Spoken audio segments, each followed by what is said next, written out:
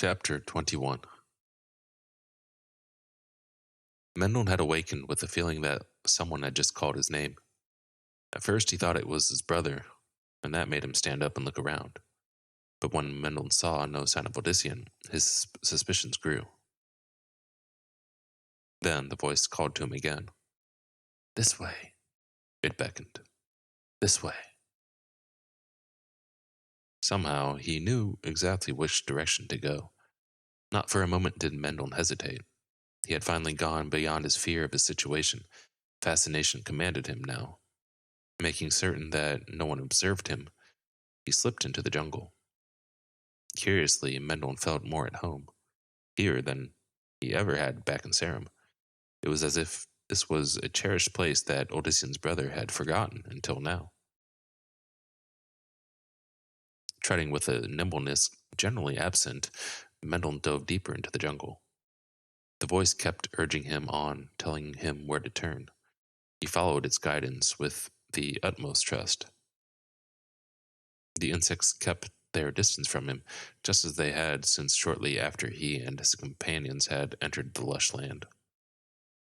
They had quickly sensed the change in him, the otherness that Mendel was only just beginning to understand.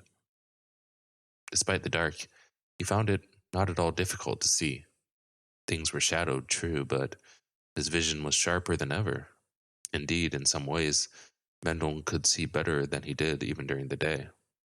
His surroundings had more definition, more distinction. "Turn, turn," the voice commanded.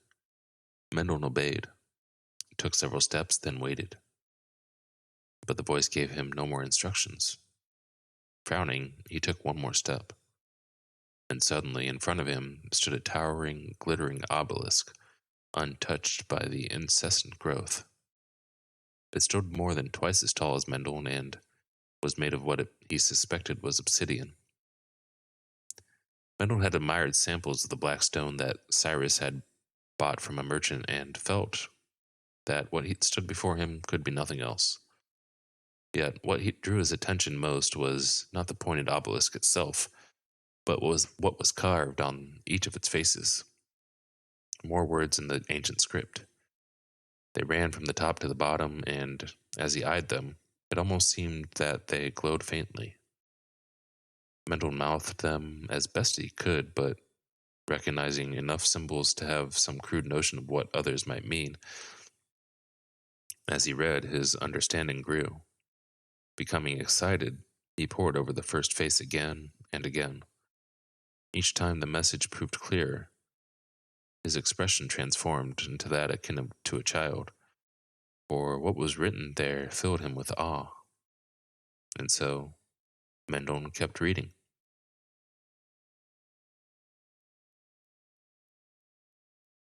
Odyssean stared in disbelief at the man before him. Romus, the criminal. Romus, the converted. What are you doing here?" Odyssean demanded. His gaze flickered to the few faces partially visible around them. He recognized most.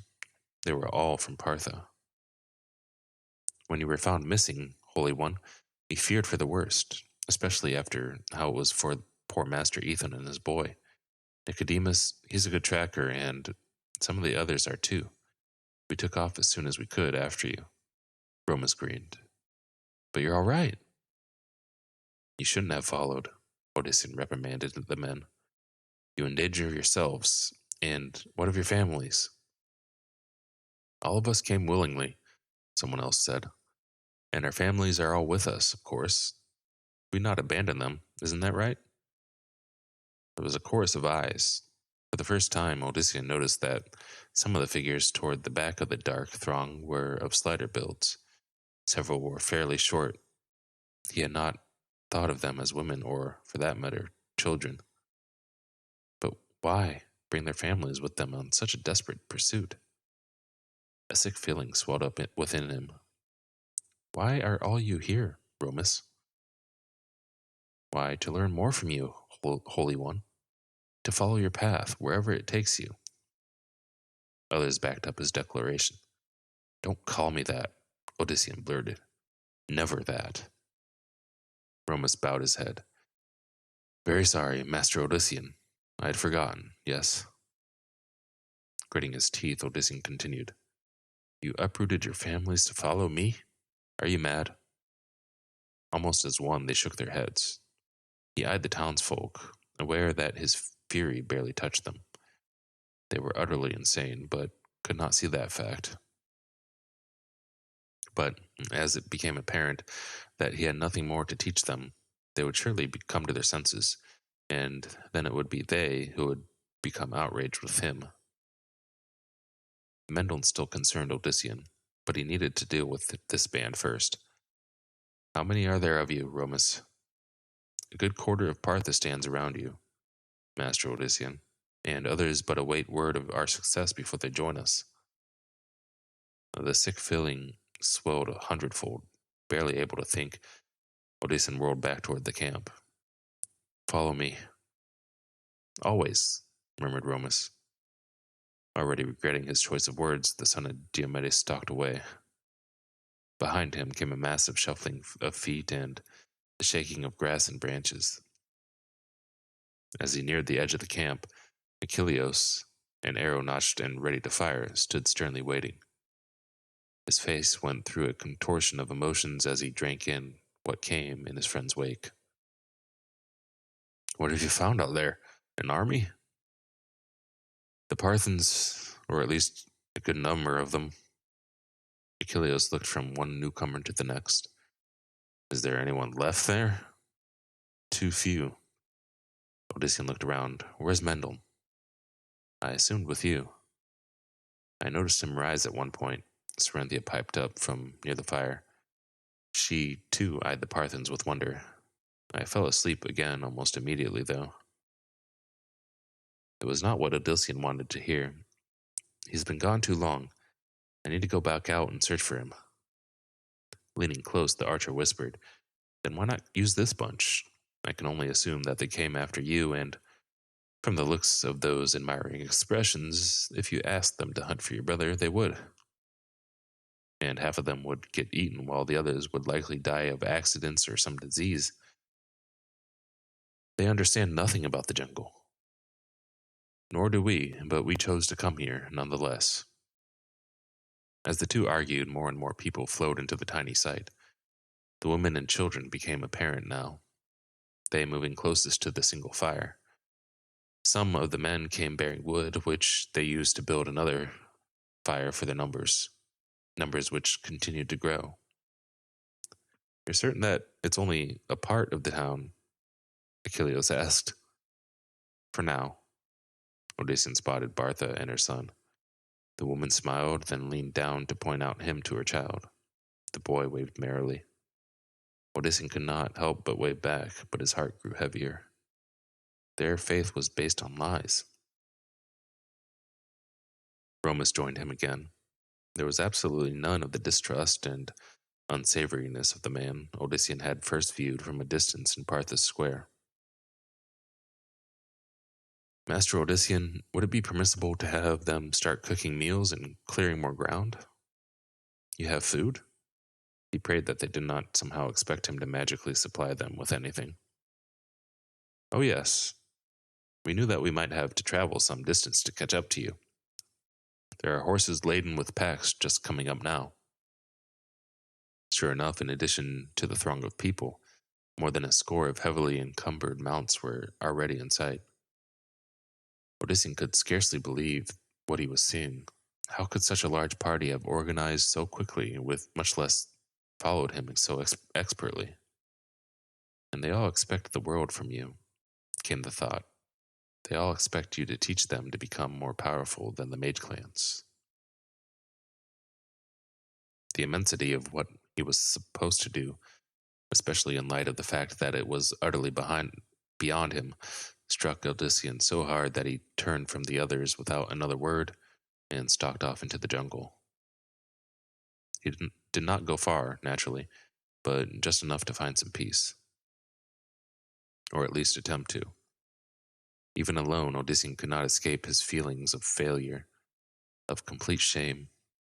They ate away at him with an intensity that he had not experienced previously.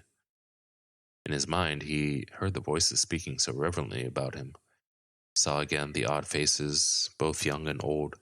Bartha's son came unbidden to his memory. The boy and his mother, seeing him as some mythic healer, when the truth was that it had been a demoness who had given the child a new life. Lilia, how she would have laughed at his situation. In fact, it was very likely that she watched from somewhere, enjoying his torment and the eventual chaos when the Parthens discovered the awful truth about him. Lilia had called him nothing, and he was seeing the truth of her words more and more with each passing moment. Perhaps the temptress had even silently urged the townsfolk to this foolish trek, whispering in their ears that they had to follow. That could explain their swift and certain path. How better to ensure the greatest depths to his downfall than to bring all the elements together herself? Once more, he had underestimated her retribution. "You've got what you want," Odysseus shouted at the darkness. "Now leave me be." No one responded, of course. He had not expected it. She wanted him completely humiliated, perhaps even slain. If Odysseus was torn apart by his enraged followers, Lilia would simply find herself a new puppet. "You thought that you would bring down the masters of sanctuary. You thought that the Triune and the Cathedral of Light would fall, so that you could finally rid yourself of the demons of your past." Odysseus shuddered, thinking how he had even failed anew his lost loved ones. Their memories would be tainted by his debacle. When people recalled his family, it would be with curses and dark thoughts. "I only wanted to help," the son of Diomedes muttered. "Only wanted things to make sense." To his ever-distraught mind, the calls of the jungle's nocturnal denizens began to sound like mocking laughter. Odysseus almost turned and headed back to camp, but then recalled what he would find there. He looked at his shadowed surroundings, seeking some escape. There is always the Triune. At first the thought startled Odysseus, but as he considered it, it made some sense. True, before it had been the suggestion of Malik, but now Odysseus considered what would happen if he willingly walked into the main temple and gave himself over to them. There would be no more running. The Parthens would initially grow angry when they discovered his duplicity, but then they would feel justice had been served. Odysseus did not care what happened to himself at that point, only that no one else would be affected anymore. Perhaps it would even be best to lead the Parthens to the temple too. Let them see the truth there for themselves. Odysseus grimaced. It said something for his state of mind that he had thought of such an outrageous thing for even a moment.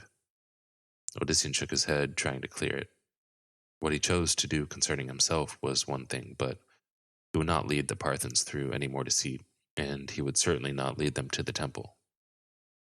Yet, if Odysseus intended to cut all ties with those following him, it behooved him to do so as quickly as possible. However, once he returned to the camp, they would be with him waking and sleeping. It would almost be better, Odysseus thought, if he just never returned at all. Never returned at all. Perhaps this time it would work. His feet began moving even before his mind registered the action. Odysseus shoved aside the thick branches, pushing as fast as he could through the jungle. On one hand, he knew that his abrupt flight was even more insane than the one from Partha, but on the other, it would catch everyone unaware. They would have no idea where to look, where to go. He defied their best trackers, Achilles included, to keep on his heels in this thick vegetation. But as Odysseus tore his way through the night, he began to wonder how far he would get without a mount. A horse could at least barge through the jungle easier, and surely there would be emptier trails ahead where a rider could quickly pick up the pace. If only he had thought of taking one with him. But that was something well beyond hope now. Unable to do anything else, and feeling as if all depended on him running and running until he could run no more, Odysseus moved blindly through the jungle. Each moment, he expected shouts to arise and pursuit to begin. A large form moved through the vegetation just ahead. Odysseus tried to slow, but the ground was soft and moist, and his footing failed. He tumbled forward, landing on his face. There was a heavy snort. A muzzle prodded his shoulder. Wiping dirt from his eyes, Odysseus beheld a towering white horse. Loose reins dangled under the thick neck. The animal was also saddled, and Odysseus could only surmise that this was a Parthian steed lost during the trek through the jungle. Seizing the reins, he murmured to the horse, reassuring it that he was no danger. The mount actually seemed grateful to have him near. The unknown landscape no doubt putting it ill at ease. Thanking his good fortune, Odysseus started to mount. "No, keep away from it!" Startled by the voice, his foot slipped free. The horse snorted violently, as if furious at the interruption. It moved away from the direction of the collar, pulling Odysseus, who still gripped the reins, with him. "Easy, easy!" Forcing the animal to halt, Odysseus turned to face the one who had spoken. The face was so pale that even in the dark jungle he could make out some of its detail. The figure strode toward him with urgency, but also a smooth movement that seemed right at home in their surroundings. Mendel? Somehow Odysseus could not quite be certain that he was actually seeing his brother. This was Mendel, but somehow it was not. "Odysseus?" Mendel's voice was low and so steady it again made the older sibling wonder if what he saw was truth or illusion. "Odysseus, keep away from that creature. It is not what it seems." The only creature near them was the horse, which, to Odysseus' eyes and hand, was certainly what it seemed. He could not entirely say the same for the figure approaching him. Memories of the foul work of Malik returned. "Keep back," he demanded of Mendel. "Keep back." "Odysseus, it is me." "I don't know that." His head pounded. It cannot be him. It cannot be Mendel. A demon, perhaps. Let him come closer. The knife. Use the knife when he is in range. "Do not listen to him," the possible Mendel quietly said. "I do not understand what he tells you, but I know it to be vile." Odysseus frowned. Pounding was becoming worse with each beat of his heart. "Who? Who are you talking about?" "Yes, you cannot see him as he truly is. He leans at your shoulder, murmuring like a lover, but giving only hate. I think he knows her, Odysseus, for he has a look to him akin to her. Her. In Odysseus' mind, that could mean only one person. Lilia? That is what you called her, yes. You also remember how you finally saw her?" Odysseus had once believed that he could never forget Lilia's true form, but now, no matter how hard he tried to summon it, he could not. No, keep away from me." "Odysseus, it is me. Your brother Mendel. Look closely. See my eyes. Remember all that we've been through. Remember the pain and suffering of the plague as our father, mother, and our brothers and sisters were eaten away by it." As the figure spoke, his tone changed. It remained low and overall steady, but there were hints of deep pain that mirrored what lay within Odysseus' own soul. He knew then that this had to be his brother, not some demon wearing Mendel's flesh. That made him release the reins, or at least Odysseus tried to release them. His fingers would not uncurl. In fact, if anything, they tightened their grip, defying his will. The white steed snorted, then renewed its efforts to pull him away from Mendel. His brother uttered something unintelligible. The horse suddenly reared, shrieking as no earthly animal could. Its form twisted in a manner that should have snapped the spine in half, yet the creature seemed more furious than pained. "Pull free now, Odysseus. Lean against the reins and pull with all your will." Odysseus immediately obeyed. His one hand continued to clutch the reins even as the enraged horse twisted as if made of soft bread dough. Its orbs blazed red and no longer had pupils. The mane coursing down its neck and over its shoulders had a thorny cast to it now. Despite its girth, the creature stood up on its hind legs, as if more accustomed to moving in that fashion. Still, his fingers would not free themselves. Odyssean tugged as hard as he could, using his strength to its utmost. Then, something Mendel had said came back to him. The younger brother had used the word will, not strength. Mendel had been so specific. Relaxing slightly, Odyssean focused on wanting to be separated from the reins. He concentrated on his fingers, seeking control. His grip loosened. He immediately whirled, his hand flinging free. And as it did, the beast next to him lost all semblance of a horse. It reshaped, growing slightly smaller. The demonic aspects also transformed, at least to a point, the thorns becoming hair and the body more human. Before him now stood a tall, kindly figure with flowing gray hair and a trim beard. As he smiled at Odyssean, he extended his arms. "You have proven very worthy, my son. Come and accept my blessing for your stalwart efforts." "What? Who are you?" "Why, I am the Primus, of course." The smile dazzled. "But you may call me Lucian." Odyssean looked aghast. "The Primus? Lucian?" The figure nodded. "Yes, Lucian. And I understand that the demoness Lilith has been spreading false witness concerning me." "Lilith? You mean Lilia?" "Lilith is her true name, an evil older than the world. She is the mother of deceit, the mistress of betrayal. You are indeed strong for having survived against her, my son." From behind Odyssean, Mendel said, "Beware, brother. False images are legion where this one is concerned." Before Odyssean could respond, the Primus calmly replied, "Does that actually sound like the Mendel you know? Have you not noticed the dark changes in him of late? There are more demons in the world than merely Lilith, my son, and one of them has cast his shadow over your sibling." Odyssean looked back. "Mendel? I am still me." What exactly that meant, Odyssean did not know.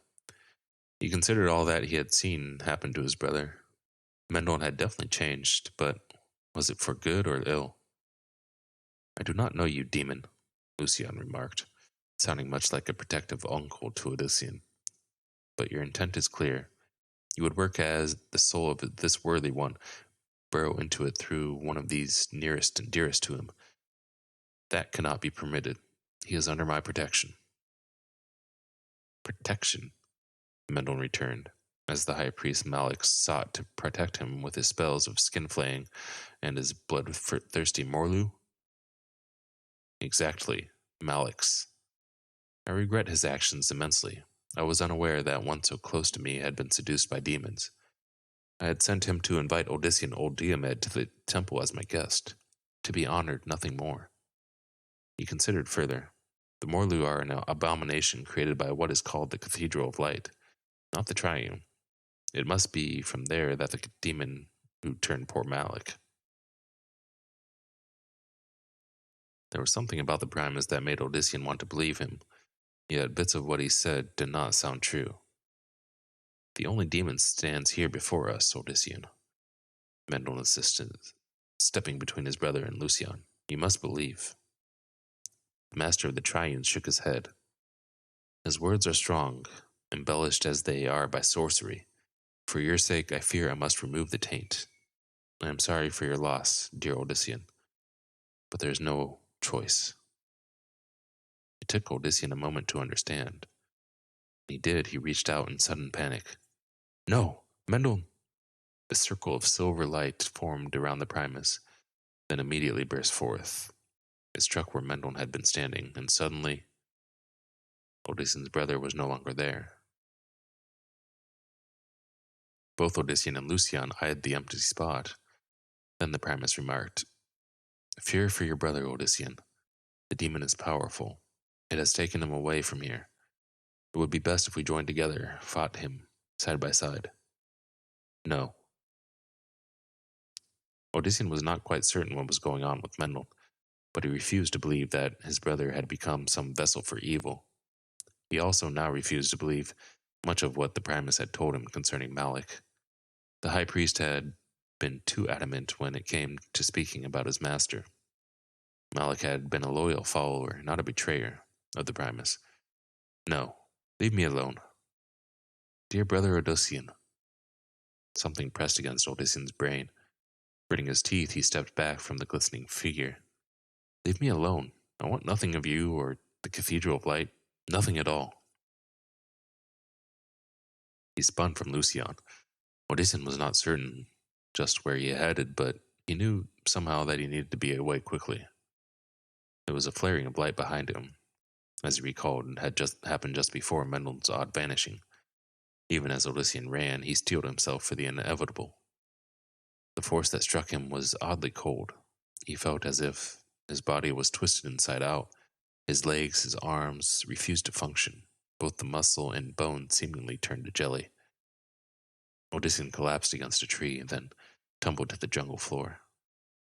"Perhaps you are actually nothing, as my sister said," Lucian commented clinically. "Perhaps there is nothing to Odyssean or Diomed."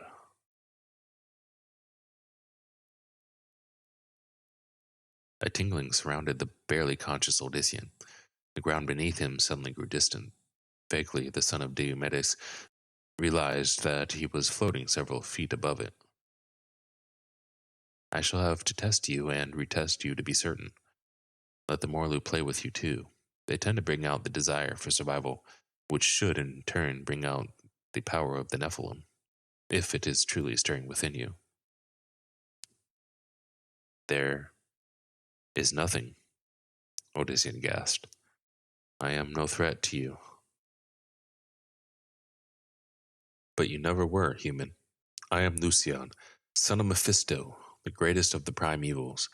Blood of my kind may flow through your veins, but it's watered down with the puerile emptiness of Inarius' ilk." Odyssean's view shifted as he floated toward his captor. Lucian still wore the semblance of the Primus, but Odyssean very much believed that the horrific glances he had seen during the earlier transformation had been nearer to the truth.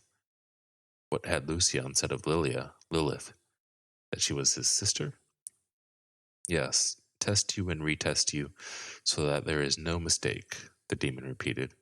He smiled, and although his face was yet human, the sharp teeth and forked tongue were not. "And if you fail, then I will just feed you to the Morlu. Still alive, of course." And although Lucian continued to smile, Odyssean knew that he was not in any way jesting.